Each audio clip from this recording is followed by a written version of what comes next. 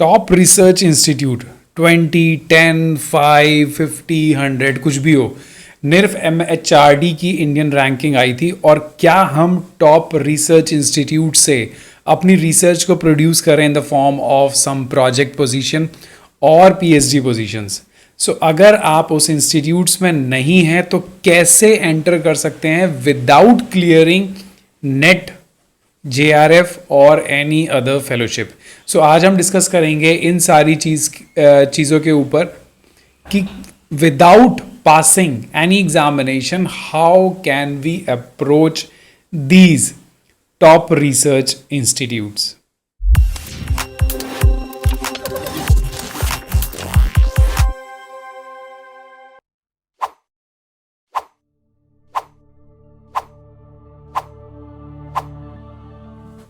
सो ये जो top research institute universities की निर्फ MHRD की जो इंडियन रैंकिंग आई थी, वो सारा डिटेल आप यहाँ से देख सकते हो। मैं लिंक डिस्क्रिप्शन में डाल दूंगा। ऑलरेडी हम लोग अपने टेलीग्राम ग्रुप पे पोस्ट कर चुके हैं और काफ़ी सारे लोग इस पर डिस्कशन भी कर चुके हैं। तो चलिए जल्दी से देखते हैं कि क्या है, क्यों है और आपको कैसे सिलेक्शन करना है।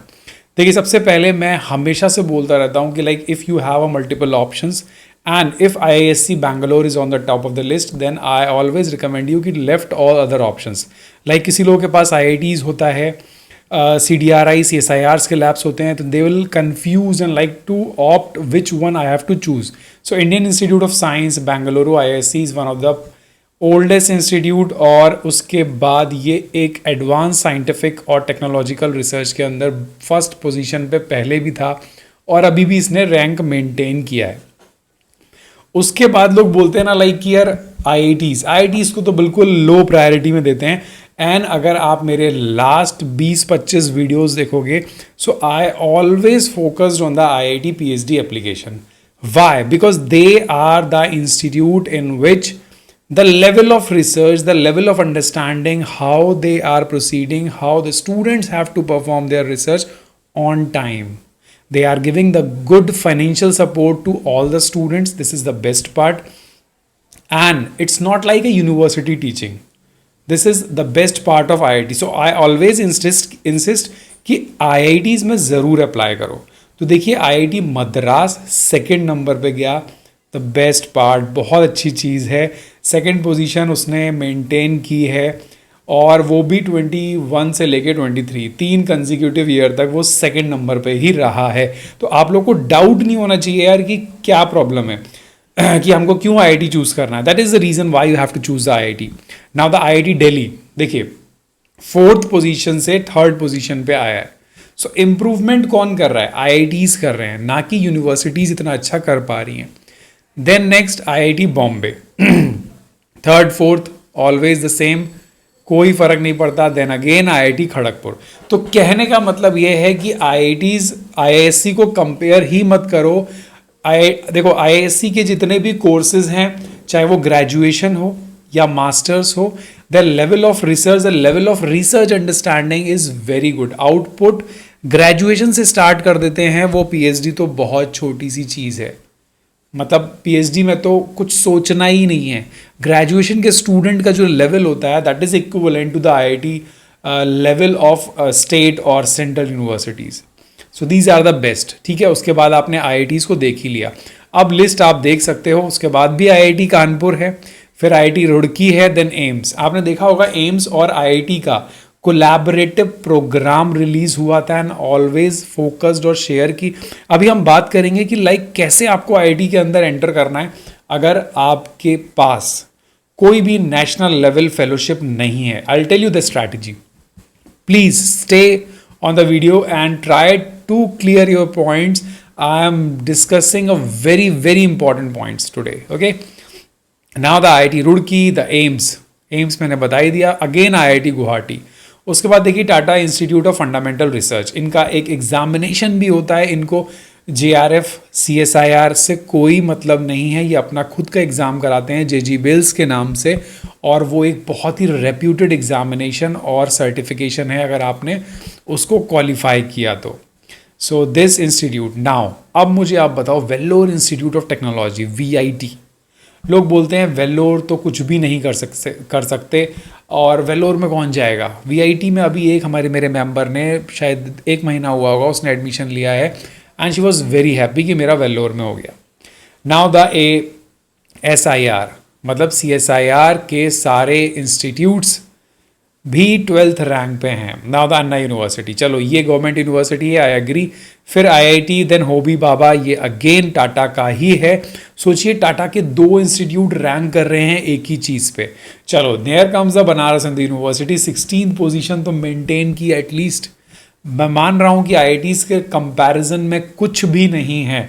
They are on the top and they will be on the top because universities ना के पास एकेडमिक्स का काम बहुत ज़्यादा होता है and they can not focus only on research. But this is the institute which only focus on research. Now you have to decide कि तुमको सिर्फ रिसर्च करना है या रिसर्च के साथ एकेडमिक्स में रह के कुछ और भी काम करने हैं.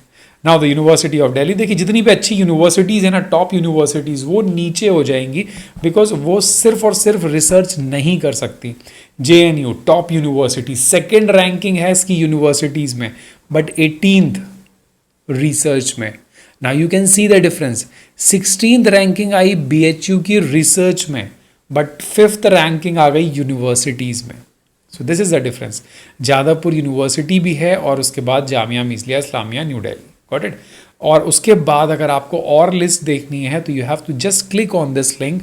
You will be redirected to the main website जहाँ पे आप अपना Ctrl+F डाल के यूनिवर्सिटी चेक कर सकते हो. चलिए अब हम बात करेंगे IITs पे कि IITs के अंदर if you want to enter then what is the way. जब आपके पास कोई भी एग्जामिनेशन नहीं है, नेशनल लेवल का कुछ भी नहीं है, तो क्या करोगे? तो चलो सबसे पहले तो मैं आ जाता हूँ एक कोई भी ले लो यार. देखो मैं जस्ट एक एग्जांपल दे रहा हूँ. This is the IIT Delhi का ब्रोशर है. हम सीधे सीधे जाएंगे directly on the eligibility which is the discussion part of today. ठीक है, हम आ जाते हैं सीधे डायरेक्टली एलिजिबिलिटी पे विच इज़ वेरी इंपॉर्टेंट. देखो अब एलिजिबिलिटी की अगर बात करें तो मिनिमम रिक्वायरमेंट जो होना चाहिए वो मास्टर्स होना चाहिए.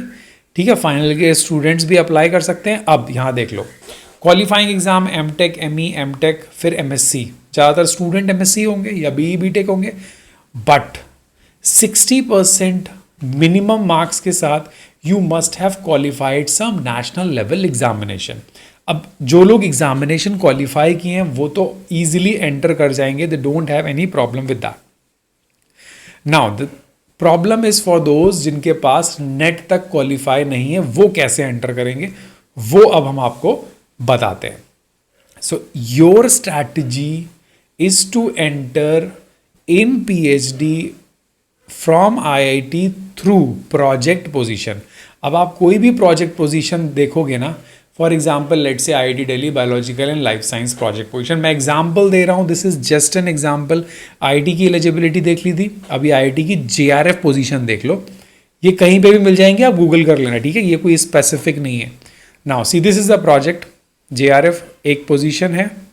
ICMR department of mechanical engineering. This is the consolidated fellowship. This is the essential qualification. ध्यान से सुनना. First class masters in the discipline of life science, biological science. अब यहाँ लिखा हुआ है selected through a national level eligibility test, मतलब ये होना चाहिए. अब आप बोलोगे सर यहाँ तो ये भी मांग लिया, अब तो मैं भर ही नहीं सकता. नीचे पढ़ लो please. The requirement of NET और GATE examination for the selection of the post of JRF may be relaxed for the candidates who have graduated from centrally funded technical institutes. अगर आपने कोई सेंट्रल यूनिवर्सिटी या centrally funded technical institute से किया हुआ है तो आपका ये रिलैक्सेशन मिलता है. And this is the clause for all the IITs. ठीक है, तो आप बिना उसके, अब मैं और भी एडवर्टीजमेंट मैंने निकाल रखे हैं, मैं आपको दिखाता हूँ. आप कोई भी आप गूगल करिए, सिंपल से आपको फॉर्म्स निकालिए, आपको नॉर्मली मिल जाएगा. देखिए यहाँ ये लोग लिखते हैं scholar who have selected through national this test, but उसके बाद नीचे क्लॉज में ज़रूर लिखा होगा कि if you are from a centrally funded then you will be exempted from this clause. तो इसीलिए चीज़ों को देखिए, एडवर्टीजमेंट देखिए. अब आप बोलेंगे लाइक सर इसको एंटर करने से फ़ायदा क्या है? अभी मैं आपको बताता हूँ फ़ायदा. पहले मैं आपको एडवर्टीजमेंट दिखा दूं। देखिए ये आईआईटी कानपुर का एडवर्टीजमेंट है। देखो कब का है क्या है मुझे मतलब नहीं है, मैं जस्ट एलिजिबिलिटी दिखा रहा हूँ। प्रोजेक्ट पोजीशन है जेआरएफ, मिनिमम क्वालिफिकेशन है masters in life science. Now this is the desirable qualification, ये इसेंशियल नहीं है, उसके अंदर नेट गेट जेआरएफ नहीं मांगा है, ओनली द डिजायरेबल। ठीक है 31,000, या आप उसको पोजीशन के अंदर कैसे एंटर करना है ये मैं आपको जस्ट एग्जांपल दे रहा हूँ। सो इस टाइप की पोजीशंस बहुत आती हैं जिसमें कि वहाँ डिजायरेबल में लिखा होता है। ठीक है ये देखिए इसेंशियल यहाँ पर है, फिर और कर दिया। देखिए first class masters degree in biomedical, computer mechanical जो भी, और BSc MSc in this, must have qualified this, और national level test, but again they will give the relaxation. ठीक है ये चीज़ बाय डिफ़ॉल्ट है और ये सभी आईआईटीज़ के अंदर है। चलो अब तो ये बात हो गई एडवर्टीजमेंट की, अब मैं बताता हूँ आप कैसे एंटर करेंगे जब आप इस प्रोजेक्ट में हो जाएंगे। प्रोजेक्ट में देखो अगर आपका इंटरेस्ट है, आपका इंटरव्यू अच्छा होता है, so definitely you will be selected, कोई भी प्रॉब्लम नहीं होने वाली है। अब आपको करना क्या है, अब आप दोबारा एडवर्टीजमेंट में आ जाओ। ये आईआईटी का एडवर्टीजमेंट था जिसकी मैं एलिजिबिलिटी पढ़ रहा था, अब आपको मैं वही चीज़ दिखाता हूँ। एग्जम्पशंस, रिलैक्सेशंस एंड क्लैरिफिकेशंस, मैं नीचे लेके जाता हूँ इसको, आई विल शो यू कि मैं क्या दिखाना चाह रहा हूँ, मैं वो बताता हूँ आपको कि अगर आप उस इंस्टीट्यूट से किसी प्रोजेक्ट में हैं then you will be exempted. मैं आपको सिर्फ ये बताने वाला था कि अगर आप उस प्रोजेक्ट में हैं, किसी भी प्रोजेक्ट में हैं, देन आपको एग्जम्पशन मिलेगा, you will be giving preference to give direct interview for that post. तो अब क्या होगा, आप जिसके साथ वो कर रहे थे, जिस प्रोजेक्ट में थे, उन्हीं के अंडर में you have to take PhD registration. So this is the strategy. ठीक है आप एग्जम्प्टेड हो जाओगे, आप एग्जम्पशन की कैटेगरी में चले जाओगे, आप मिनिमम इसेंशियल में नहीं जाओगे। That is the benefit of that. So you have to take this benefit जिससे कि जेआरएफ के थ्रू ये जो टॉप इंस्टीट्यूशंस हैं इसमें आपको एंट्री मिल जाए। क्योंकि ये सारे क्वेश्चंस जो हैं काफ़ी सारे पूछे हुए थे, तो मैंने सोचा कि चलो वन बाय वन मैं इंस्टीट्यूट्स को लेने के बाद ये चीज़ समझाता हूँ। If you have still any doubt then please post a comment, join the Telegram group, join the research family. सारे के सारे लोग आ रहे हैं and all are getting benefit. देखो टाइम लग जाता है कभी कभी रिप्लाई में, but nobody can claim, कोई भी ऐसा कमेंट कर दे कि सर ने मेरा रिप्लाई नहीं किया, उन्होंने मेरी बात को रिजेक्ट कर दिया, I can not do that. तो अगर आपको कोई भी डाउट है regarding this which I have explain today और any other doubt, then you can just text me और join the Telegram group. Thank you so much for watching the video.